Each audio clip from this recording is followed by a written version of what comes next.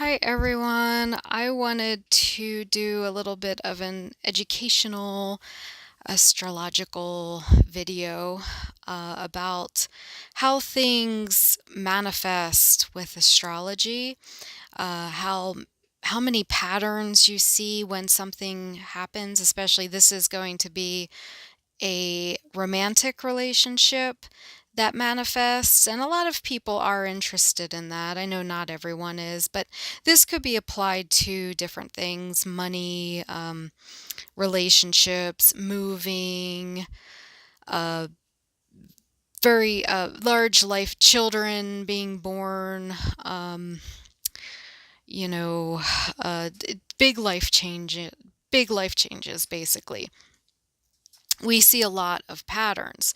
And people will ask about when things are going to happen to them. And generally, you have to see it in more than one thing. So I have an example here of a student of mine who has been single for a very long time. Um, she lives in the same area as me. We live in a very rural area. It's very hard to meet people. We have a lot of tourists coming through, but the locals and we're not from around here either. We live here, but we're not from around here. We're from the East Coast, so it's a strange. It's not easy. Okay, it's not easy to meet people. There aren't a lot of single people. A lot of people that move out here are already coupled. Um, but I've been teaching her. She's a student of mine, and I've been teaching her, kind of guiding her with certain things. She's done a lot of her own self-teaching as well. Um, but I've been seeing this relationship coming in her chart for a while now. I'm like, if you don't get into a relationship, I'm not going to be able to believe in astrology anymore because there's just so much going on in her relationship. With the planets that are associated with relationships and the houses that are associated with relationships. And I wanted to go over everything. I just kind of want to go through it because I don't think many astrologers actually do this. I mean, they might in the privacy of their own home. I don't know, or their office or wherever they work out of. But no one seems to be really talking about how many angles you can get hit when something occurs, how many charts are involved. And you don't need quite this much for a relationship to manifest. I've had relationships manifest with less than this, but you do need to see it in more than one chart. Usually, you do have to see a pattern within different charts for something to manifest. I'm trying to think if there's anything else I wanted to say about this, but generally, yeah, I just want to kind of walk everyone through this. And this is like, I could keep going and going and going. Like, I had to stop myself. I'm going to get into the synastry between her and this person and some other things in the relationship. There's some asteroids, fixed stars, all types of stuff going on. But I thought, well, I can kind of do a one video where the first video will be where I just go over the events, the astrological events leading up to this relationship. So I just realized I left something out. We have all kinds of stuff going on here. So, okay, there we go. Okay, so first of all, the transits. The transits are the planets that are moving from the outside. They're moving and how they're hitting your chart and aspecting different planets in your chart. So this is the date for when she was first made contact with this person. And actually, I didn't even do the chart. We can do a chart based on that. I'll do that for another video because there's a lot in this video. I want to get into the overall, what leads into the astrological signals that can lead into something manifesting. So, oddly enough, a day before, or when he contacted her, it was a day before her Venus return. This is very common that a relationship will begin around your Venus return. I've seen it. It doesn't have to. I mean, it doesn't always, but it's very, very common that a relationship will start around Venus return. And that is when Venus returns to its natal position, and a chart is drawn, and I have that chart. A chart is drawn for the exact moment transiting Venus returns to the same exact degree and minute as your natal Venus. So, so anyway, she had her Venus return the very next day after she made contact with this guy. I believe he messaged her on social media. Pluto is kind of coming into orb here with her Venus. That will have significance as we go along. Pluto doesn't necessarily make a relationship happen, but it can bring in a very intense relationship. Saturn, she's going to have her Saturn return here. And probably she's kind of getting closer to that. Jupiter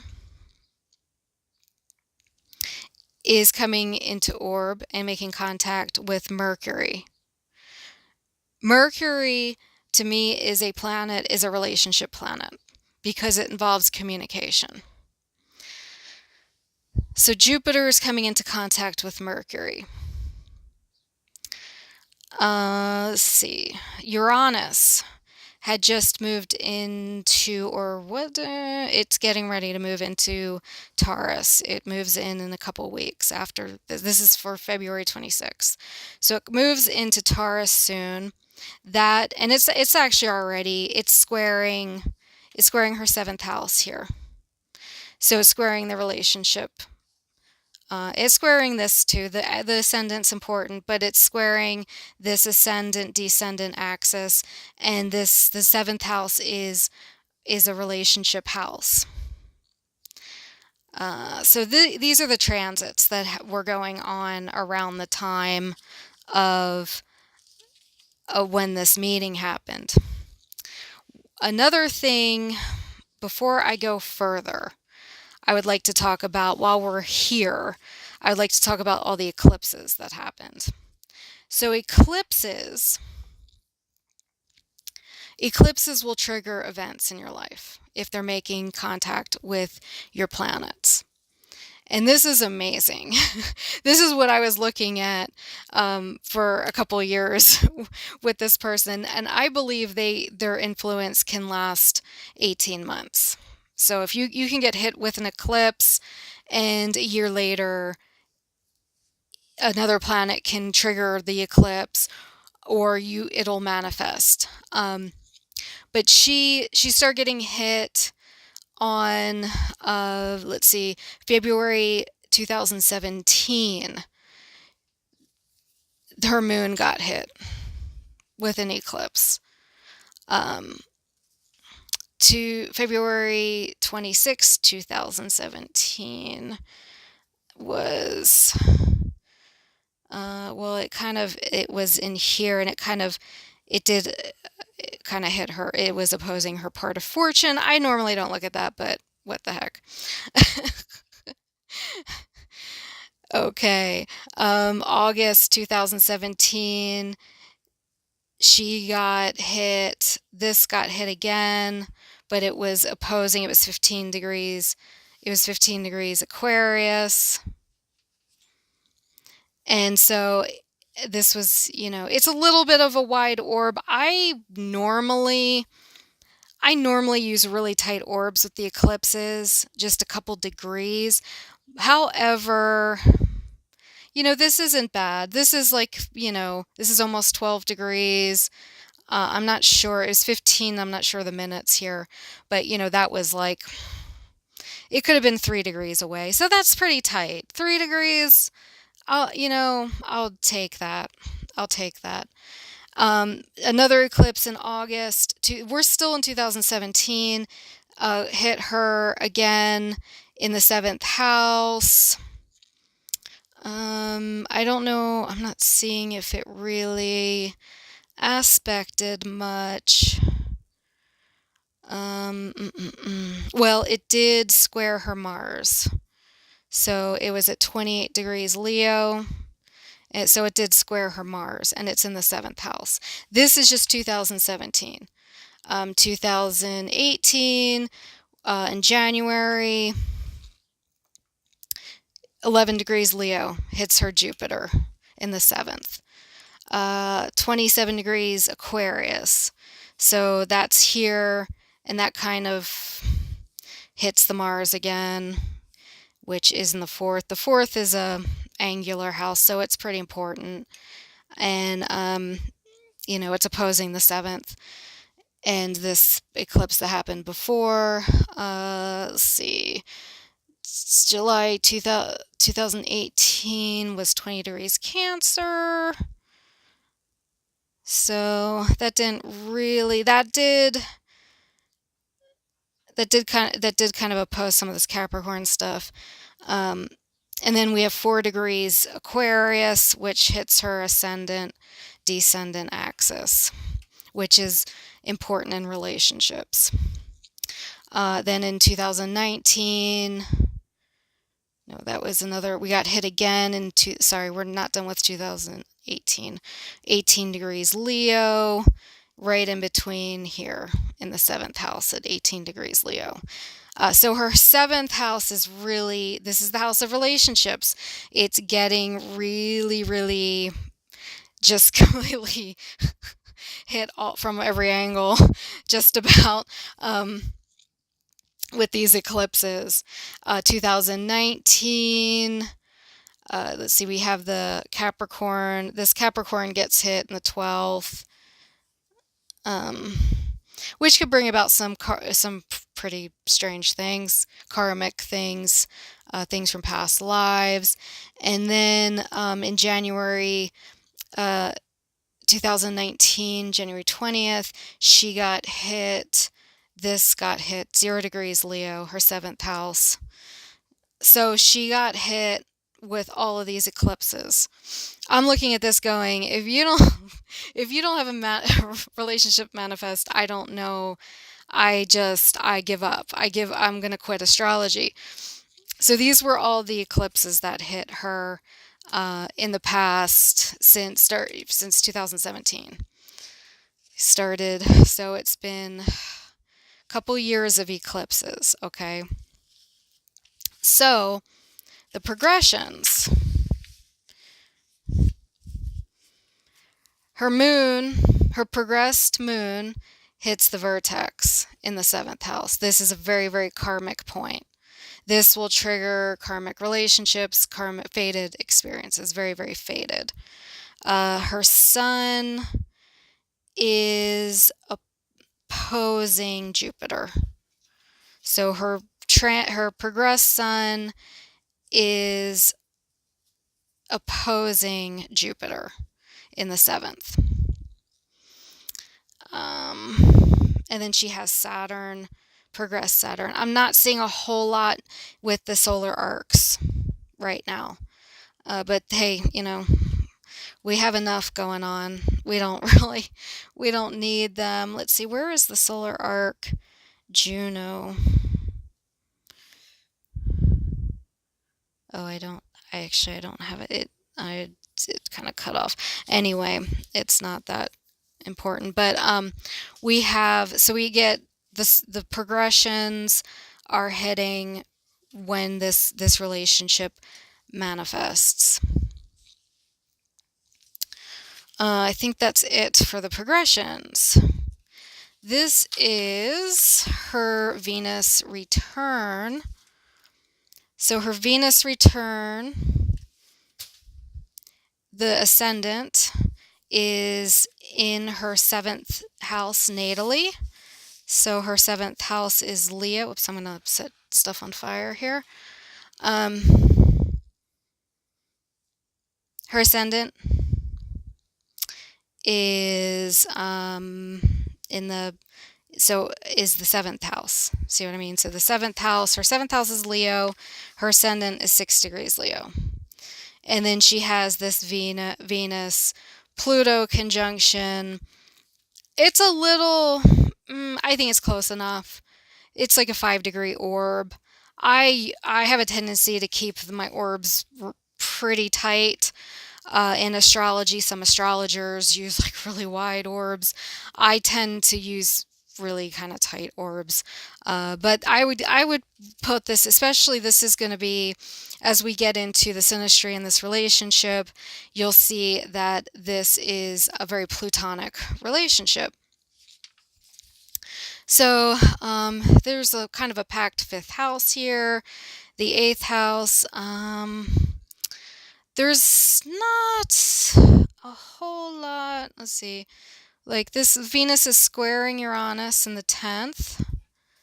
So that's kind of interesting. That adds a very unusual, unexpected, and public eye type of energy to the relationship. So it's unusual and unexpected. And with Pluto there, it's going to have a lot of intensity and passion. Could get very volatile, but there's going to be quite a lot of passion and intensity. And there's a lot of Pluto in this relationship in general. There's quite a bit of Pluto-Uranus influence. I'm not seeing a whole lot of Neptune, which I think is a good thing. Uh, Personally, unless I'm just missing it. Sometimes it's easy to miss. Neptune can just throw the blinders on so much you don't even see it in the charts.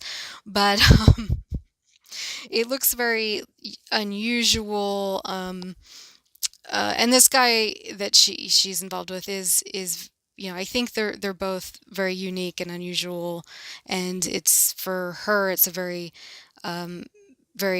unusual, different, creative, unique experience. So, okay, this is her solar return. So her solar return was in January, and here's Uranus again. And then we have Libra on the ascendant, which is really common in solar returns, where serious relationships or important relationships you will have. You can have a very important relationship, a very intense. It's a relationship. It might not be a marriage per se, but it's a relationship that is going to have a lot of importance. It's not going to just be a one night stand or a very brief fling. There's some solidity to it in that it could be just leave a very lasting impression on you, or it could be a very serious relationship that it doesn't necessarily have to last very long, but it is something that involves coupling more than just kind of a fling or something like that. Okay. We have.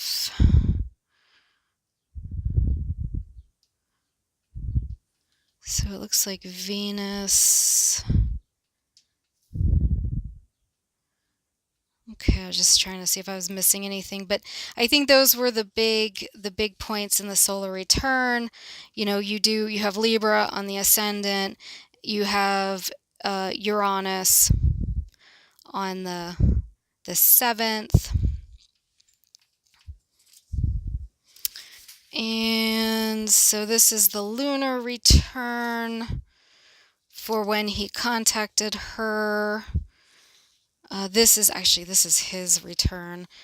I haven't really done his chart. I've done his chart a little bit, but most of the relationship stuff that was coming in, it's not uncommon. It's very typical that in male-female relationships, the female has more going on with the relationship manifesting than the man. I've seen this over and over again. The man will have a couple things, and the female has a lot more going on.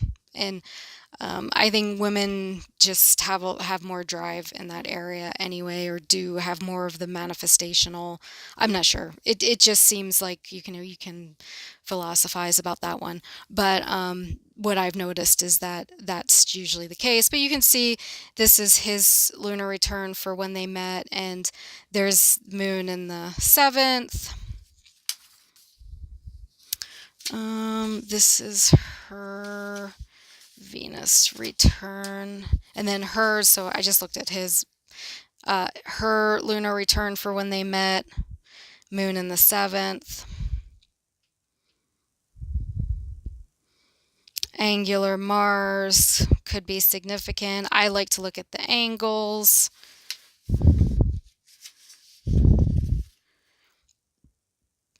Second house is, I look at the second house, the 7th house, and the 11th house, and I do look at the 8th house to a degree in when I'm looking at these things. So we see the moon is sextiling Jupiter as well, but that's a transit. I mean, Jupiter is kind of sextiling her. That's kind of a transit they kind of are transits that are going on with this lunar return, but that's kind of been going on for a while there. I'm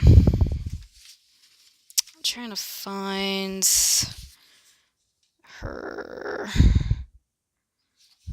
What did I just do with her Venus return?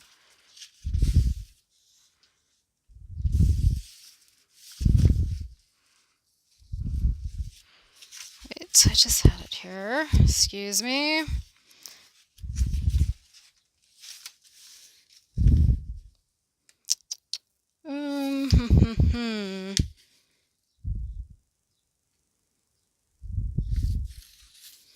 So her Venus, I just had it. That was so weird. Oh, here it is. This is her Venus. No, this is a lunar return. This is the lunar return. Okay, this is the lunar return. This is when they very first made contact. So this is her 7th house here, natally. So you can see this is her. So sorry about that. Kind of got that mixed up. But you can see the we still have the same pattern going on. We have the 7th house, 5th house, 8th house. And we have the midpoint. So her sun-moon midpoint was getting hit. They have that connections to sun-moon midpoint in their synastry. So I will get into that when I get more into their synastry. But anyway, where did I put her? This must be. Oh, this is her Venus return. I put it as her solar return. I got, this was her solar return. This is her Venus return. So you can see, so her Venus return, this is on the 7th house. And then we have Venus and Pluto. I might have already covered her Venus. I think I already covered that. Sorry. I am like, there's a lot to go. There's a lot going into this. So anyway, sorry for the confusion at the end there. I don't have any Earth in my chart. So, and my Mercury's my natal Mercury is retrograde, so I can get a little lost and confused. And then I have transiting Neptune squaring my Mercury lately, so I've been a little bit of a space case. So anyway, that is leading up to a relationship. That is all of the aspects that have been leading into a relationship, and it's an example of what you see astrologically when something manifests. This is a lot. It doesn't have to be quite this much, but you are going to see probably at least half of this much. You're going to see it in a few different charts for something to manifest, especially the progressions. The progressions in the solar arcs are really big in manifestational stuff. And then I actually would look at solar arcs, progressions, solar arcs, and returns for things that are going to manifest. And transits as well, and the eclipses. Yeah, the eclipses are way important. Transits are kind of, they're, I don't, most astrologers after a while don't rely on transits as much. They do have some value and they do absolutely mean something. I'm not totally disregarding them, but you won't see things manifest on a transit alone. Usually, you will have to see it in the progressions, solar arcs, and the eclipses, and the returns. So, okay, so I think that's it for now. There's probably more. There was something I had written about her houses. There was some. I don't even know what I was looking at. But I was looking at some of the rulership of her houses and stuff. I could get into that as well, but I think this kind of covers it. We don't really.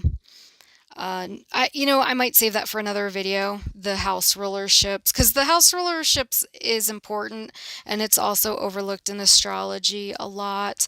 I have house rulerships. I have some asteroids that were going on as well. But yeah, we'll keep it at this for this video. So anyway, I hope this was educational. And I will be back. I will be back with more from this particular couple. There's some interesting synastry going on, and you can apply this to I'm hoping you can apply this to your own thing, and it kind of gives you an example of how I work as an astrologer. Anyway, I hope this was good and for you. And bye for now.